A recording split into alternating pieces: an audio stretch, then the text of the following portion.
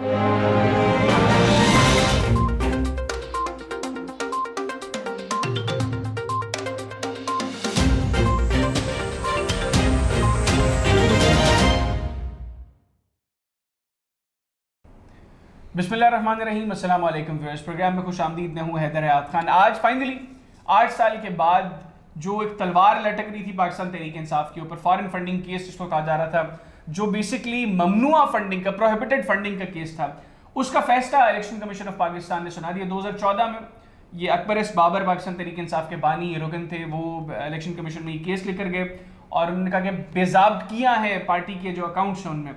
तो फिर 8 साल इसके ऊपर जो समाअत हुई, जून में रवां साल इसका फैसला महफूज हुआ और आज ये फैसला सुनाया गया है और ये साबित हो गया है फैसले के मुताबिक कि पाकिस्तान तहरीक इंसाफ ममनुआ फंडिंग लेती रही है और इसमें मुख्तलिफ ममालिक से, अमरीका और बरतानिया समेत मुख्तलिफ ममालिक से ये फंडिंग ली गई है।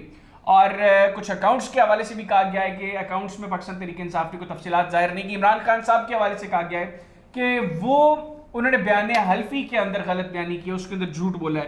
तो अब ये इस फैसले के इम्प्लिकेशंस क्या होंगी पाकिस्तान तहरीक इंसाफ के ऊपर बतौर जमात और इमरान खान साहब के ऊपर बतौर सियासतदान, इसकी इम्प्लिकेशंस क्या होंगी?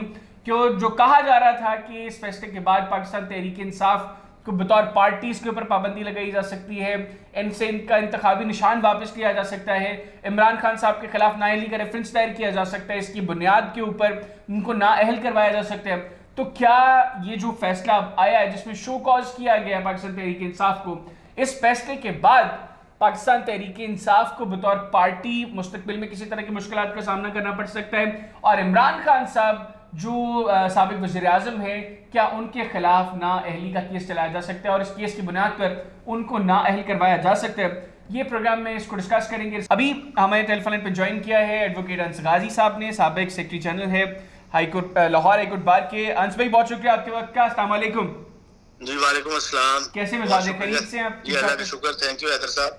अंस भाई सबसे पहले तो जो अभी फैसला सामने आया है, आप बतौर कानूनी एक्सपर्ट इस फैसले को कैसे देख रहे हैं?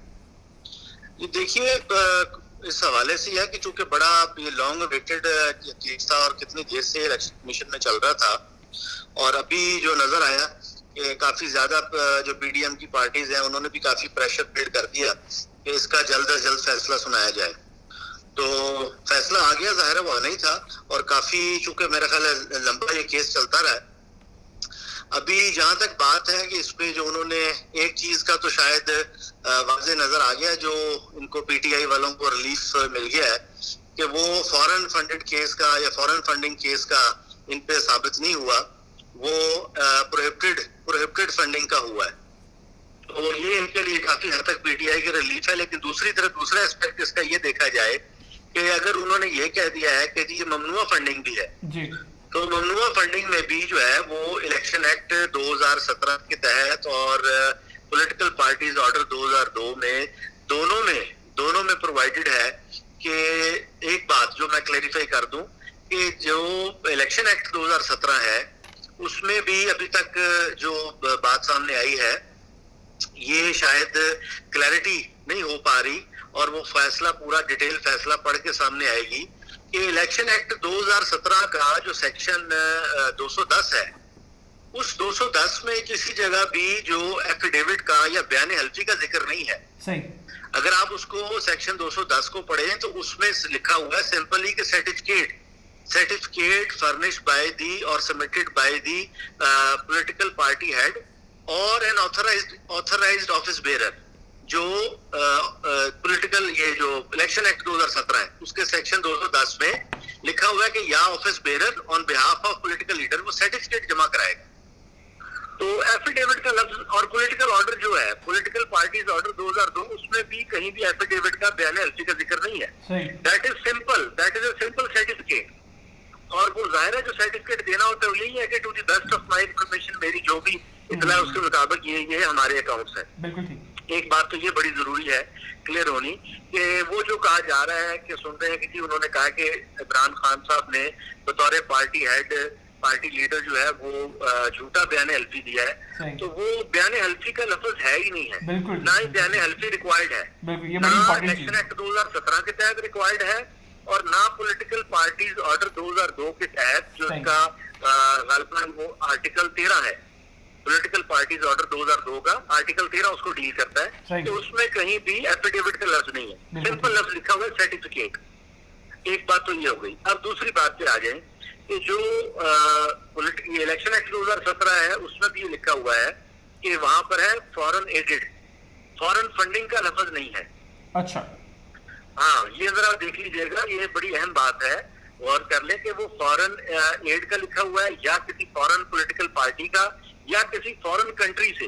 तो वो जितनी उन्होंने इलेक्शन एक्ट 2017 में 3, 4, 5 कैटेगरीज दी हैं कि किन किन कैटेगरी की सूरत में ये फॉरेन एडेड होगा, तो उसमें तो किसी जगह भी ये जो है पीटीआई इसकी जो फंडिंग है वो उसके पैरामीटर्स में नहीं आती, फॉरेन फंडिंग के पैरामीटर्स में नहीं आती। ठीक हो गया। जैसे कि उसमें दिया हुआ है कि जी किस सूरत में हो सकता है कि अगर फॉरेन एडेड है, किसी फॉरेन स्टेट ने फंड किया हुआ है, किसी फॉरेन पॉलिटिकल पार्टी ने फंड किया हुआ है, किसी फॉरेन गवर्नमेंट ने फंड किया हुआ है, तो वो 4-5 जो उसमें एक्सेप्शन दी हुई हैं, जो कंडीशन दी हुई हैं, उनमें फॉलो नहीं करता। हाँ, एक में जो है पॉलिटिकल, एक में पीटीआई वाले फंसते हैं, और वो ये है कि उसके अगर आखिर पे देखा जाए तो गालिबन सेक्शन 210 जो इलेक्शन एक्ट 2017 है उसमें जो आखिरी बात लिखी हुई है वो है कि इंडिविजुअली फॉरेन एडेड। अच्छा, तो अगर किसी इंडिविजुअल फॉरेनर ने भी वो एड किया हुआ है और आपने उसको डिक्लेयर नहीं किया, जो आपने सर्टिफिकेट दिया उसमें आपने उसका जिक्र नहीं किया, या आपके जो अकाउंट्स हैं वो उन अकाउंट्स में कहीं से इंडिविजुअल फॉरेन एड भी आई हुई है। अब बात यह है कि इसको तो जाहिर है सुप्रीम कोर्ट ने इंटरप्रेट करना है, अदालतों ने इंटरप्रेट करना है। हैदर साहब, ये मैं एक बात अर्ज कर रहा हूँ, इस पर गौर फरमाइएगा कि जहाँ पर कानून में, चाहे वो इलेक्शन एक्ट 2017 है, चाहे वो पॉलिटिकल पार्टीज ऑर्डर 2002 है, उसमें जो है फॉरेन फंडिंग और फॉरेन एड का लफ्ज है। और यहाँ पर भी जो मैं बात कर रहा हूँ कि आखिरी बात कि 5-4 जो कंडीशन है उसमें तो पीटीआई फॉलो नहीं करती, उसके तहत तो पीटीआई पे ये साबित नहीं होता। लेकिन जो एक आखिरी बात है कि इंडिविजुअल एड, तो एड लफ्ज और है और जो डोनेशन है वो और है। बिल्कुल ठीक। तो ये देखना है कि कोर्ट हैज टू सी कि whether the word aid can be constitute as a contribution और एज ए डोनेशन, तो उसमें फर्क है। मतलब इसकी डेफिनेशन के ऊपर अब बहस होगी, और अगर उसके अंदर वो एड और जो आप बात कर रहे हैं डोनेशन उसके आदत तो फिर पीटीआई के लिए प्रॉब्लम हो सकती है। प्रॉब्लम हो सकती है। और वो क्या प्रॉब्लम हो सकती है अजमी, वो क्या प्रॉब्लम हो सकती है फिर? वो यही है कि उसमें जैसे इलेक्शन एक्ट 2017 में दिया हुआ है कि और पॉलिटिकल पार्टी 2002 जो ऑर्डिनेंस है उसमें भी है कि ऑर्डर में कि आपके जो अकाउंट्स हैं वो अकाउंट्स आपके जो है वो उनकी फोर्फीचर हो जाएगी, वो फ्रीज हो जाएंगे, अकाउंट्स आपके फ्रीज हो जाएंगे। तो ये पेनल्टी जो है कि वो फ्रीजिंग ऑफ अकाउंट्स मौजूद है वो हो जाएंगे। अच्छा, इसके अलावा जो पार्टी का निशान वापस ले लिया जाएगा या पार्टी पर कोई पाबंदी लगा दी जाएगी, ऐसी कोई चीज नहीं है? नहीं, देखिए वो तब है, मैंने जैसे पहले अभी कोशिश की काफी तफसील से आपको अर्ज कर सकूं कि वो तब है खान साहब कि अगर सेक्शन 210 के तहत जो कंडीशन दी हुई है फॉरेन फंडिंग की या फॉरेन एड की, और वो फॉरेन फंडिंग या फॉरेन एड किसी फॉरेन कंट्री से है, किसी फॉरेन ऑर्गेनाइजेशन से है, किसी फॉरेन पॉलिटिकल पार्टी से है, किसी फॉरेन जो है वो कंपनी से है, किसी फॉरेन इंडिविजुअल से है, अगर तो वो सारी कंडीशंस में कोई एक कंडीशन जो है वो फुलफिल होती है या उस कंडीशन के एम्बिट में पीटीआई की फंडिंग आती है, तो फिर उस तरफ जाएंगे ना। जो डिसोल्यूशन है, डिसोल्यूशन ऑफ पॉलिटिकल पार्टी है, वो आगे सेक्शन 213 उसको डील करता है। इलेक्शन एक्ट का 2017 का 213 उसको डील करता है। उसकी भी फिर सिचुएशन कंडीशन अलग है कि वो उसके लिए जो है वो आपने विद इन 15 डेज 15 दिन में इलेक्शन कमीशन के पास इख्तियार नहीं है कि वो किसी पॉलिटिकल पार्टी को जो है वो उसको डिसॉल्व कर दे, किसी पॉलिटिकल पार्टी को जो है वो कैंसिल कर दे, उसका नाम या उसको डीलिस्ट कर दे, वो इलेक्शन कमीशन नहीं कर सकता। बिल्कुल ठीक। अगर वो डिसोल्यूशन ऑफ पॉलिटिकल पार्टी होनी है तो वो फिर सुप्रीम कोर्ट ने करनी है। वो सेक्शन 213 जो है वो बड़ा वाज़ेह है। और इसी तरह वहां पे जो पॉलिटिकल पार्टीज ऑर्डर 2002 है, उसमें गालबन आर्टिकल 17 उसको डील करता है, आर्टिकल 18 या गालबन उसको डील करता है, 15 सॉरी आर्टिकल 15 डील करता है उसको।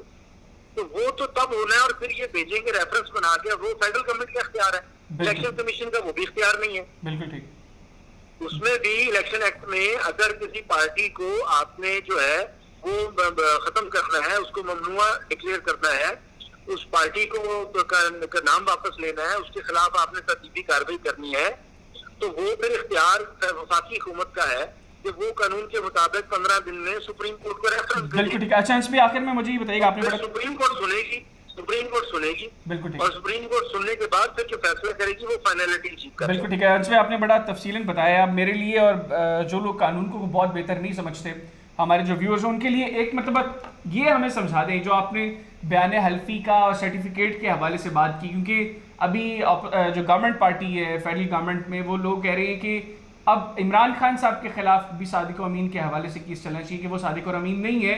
आप कह रहे हैं कि बयान हल्फी और सर्टिफिकेट के हवाले से जो आपने थोड़ी सी चीज़ हमें समझाने की कोशिश की, आप बताइएगा कि इसकी बुनियाद पर क्या वाक़ईतन इमरान खान साहब के खिलाफ ये कहा जा सकता है कि उन्होंने झूठ बोला है तो वो सादिक अमीन नहीं है, या आपके ख्याल में जो आपने पहले हमें समझाया कि इसमें सर्टिफिकेट और बयान हल्फी के हवाले से जो चीज़ें हैं इसमें ऐसी कोई चीज़ का जिक्र नहीं है बयान हल्फी का?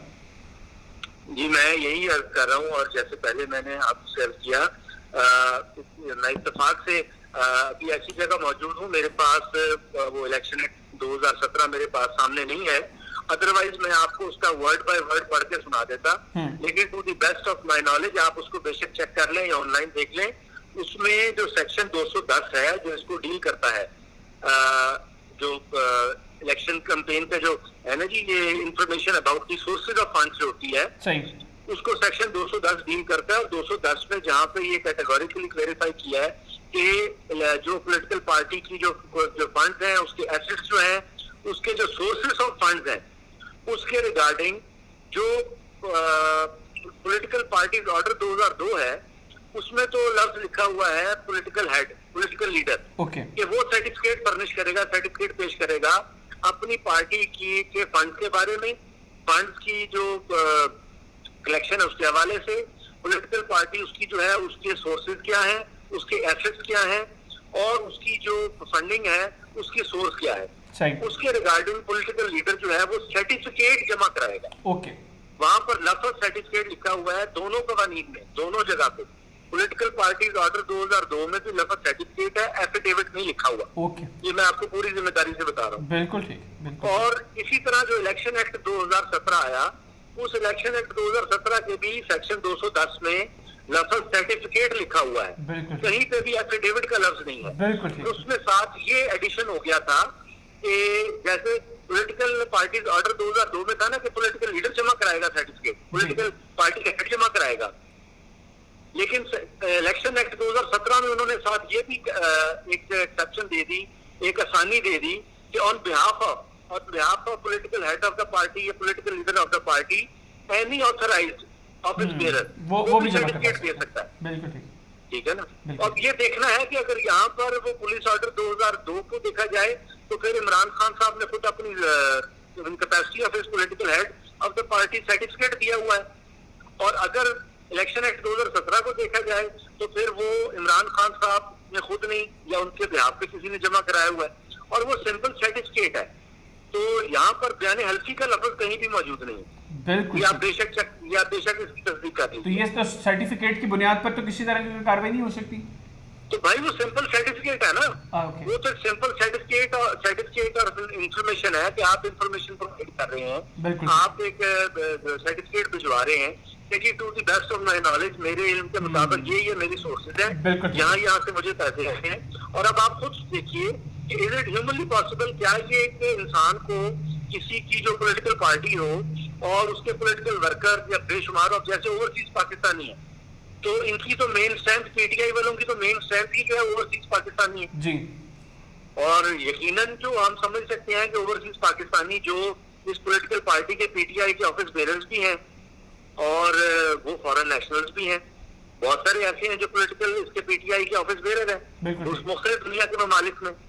तो अगर उन्होंने अपनी पार्टी को फंड भेजे हैं और वो किन किन अकाउंट्स में गए हैं, तो उसका एक इंडिविजुअल को जुबानी तो याद हो नहीं सकता।